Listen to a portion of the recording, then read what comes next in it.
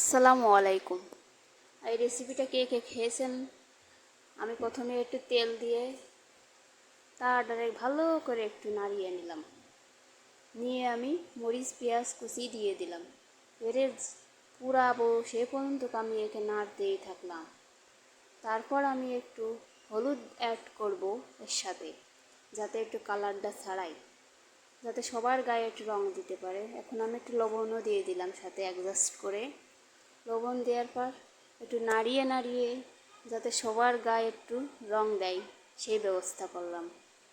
তারপরে আমি এই কাটা ঝিঙেগুলো আমি দিয়ে দিলাম, দিয়ে নাড়তে থাকলাম। তো আপনারা কোন ভাষায় কি বলেন, আমরা ঝিঙা বলি একে। তো আমি নাড়তে নাড়তে এরে সে এমনভাবে পানি বের করে দিয়ে একদম তেল ছেড়ে দেবে, ততক্ষণ আমি নাড়তেই থাকবো। তো আমি ঢেকে দিলাম। ঢেকে দেওয়ার পর আমি আবার একটু উঠাই নাড়লাম। আস্তে আস্তে দেখতেছি যে পানি ছাড়তিছে। তো অল্প ছিল, চারটা সম্ভবত শুকিয়ে যাচ্ছিল। তা কি করব, ভাবলাম ভেজেই ফেলি, ভাজলেই তো খাওয়া হয়ে যাবে। তো আমি আবার একে ঢেকে দিলাম। ঢেকে দেওয়ার পর নাড়লাম ভালো করে। নাড়তে নাড়তে দেখেন অল্প হয়ে যাবে, তো কালারটা একটু লাল লাল কালার হয়ে যাবে।